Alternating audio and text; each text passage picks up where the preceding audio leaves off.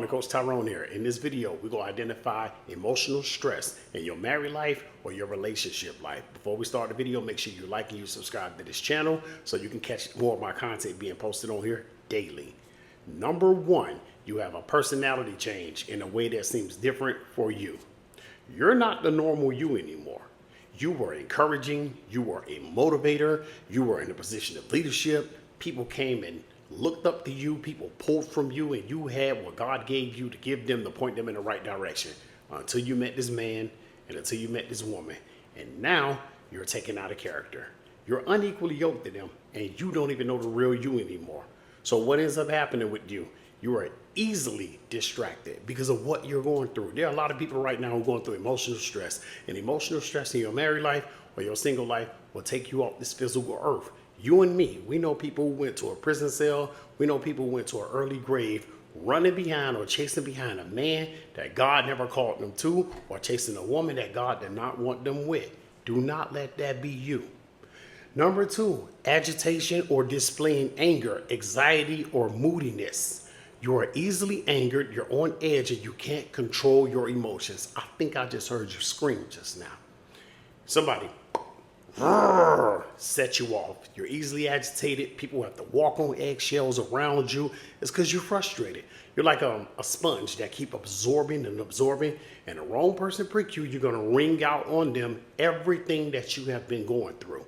Emotional stress is not healthy for your physical body at all. And when you're walking around easily agitated and you're easily angered and you cannot control your emotions, this is when you start to get in trouble. You start getting in trouble with people. You start getting in trouble with the law. Many people who threw their lives away, we don't know what they've been going through. That's why we shouldn't judge them so fast. And I can guarantee you agitation or displayed anger came from somewhere in their life that caused them to be emotionally stressed out, that just put it all on the line. Don't let that be you.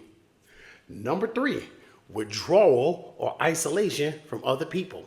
You don't want to be around anyone anymore, or you don't want people speaking to you. Oh my God, this is super common. You know exactly what I'm talking about if you're dealing with this.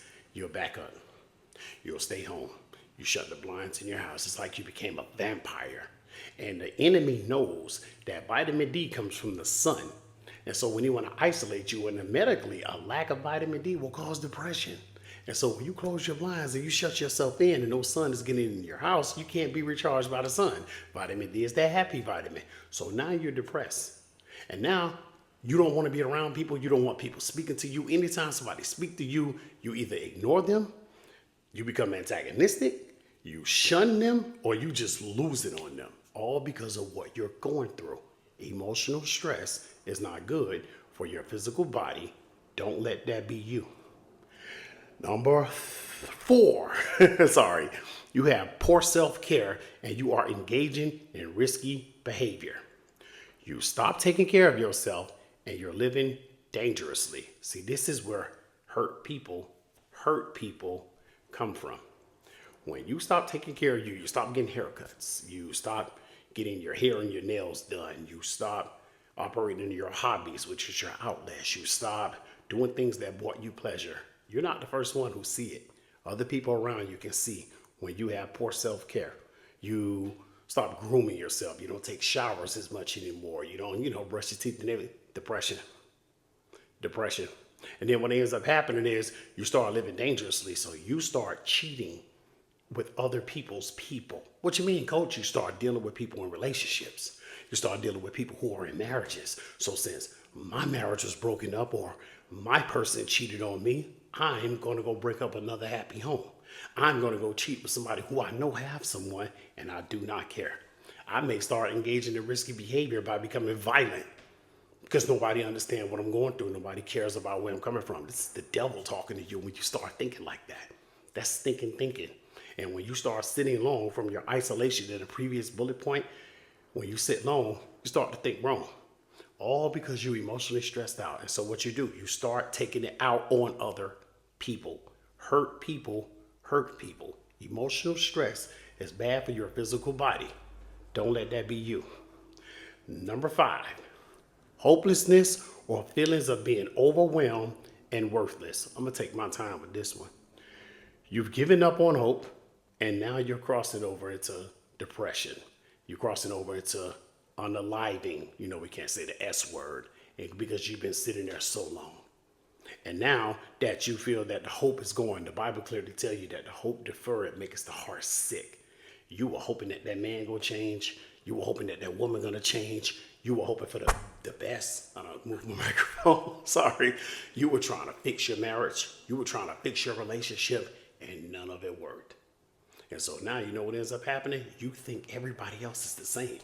You think everybody else got it out for you. You think every woman is the same, every man is the same, because your hope was being deferred. And so what do? You start compounding soul ties with other people. What do you mean? This is when you start serial dating. This is when you start entertaining multiple people by entertaining multiple spirits. So you start sleeping around because you're trying to fill a void. If you live alone or you're by yourself, you can't be alone. So you start inviting people over to your house. You keep making yourself available for other people's schedules. See, now you're crossing over into being burned out. All of this happened from emotional stress and emotional abuse because of what you've been through. And then what you do is then when you start burning yourself out, you start getting angry, you start getting frustrated because you cannot fill that void with nobody else other than Jesus Christ. This right here is major. When you give up on hope, then you start giving up on life. And most individuals who become overwhelmed, they start speaking negative about them. Now they start condemning themselves. Something wrong with me. I can't do nothing right. I tried everything. I gave him everything. I gave her everything. And then you start doing that around other people. Now you're wondering what's going on. People start questioning. People start asking you questions. And then you explode. Oh, everything going on in my life. You don't love me. You don't care about me. You're talking to people who never hurt you. But you're really talking about the people who took advantage of you. You're talking about the person that broke you. You're talking about the individual who used you and mistreated you. And now you're emotionally stressed out. And then when you start emotionally stressing out, your health starts declining. Diabetes, strokes. Oh, you know what I'm talking about. High blood pressure, etc. All because you jumped in a relationship or you jumped in a marriage that God never called you to be with.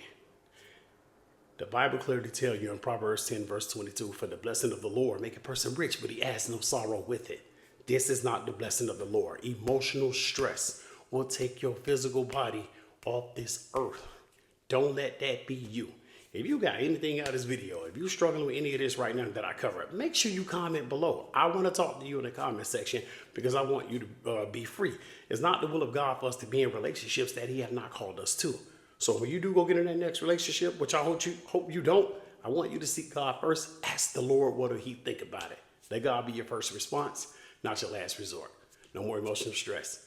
God bless you. I'll see you in the next video. Go in peace. Have a good one.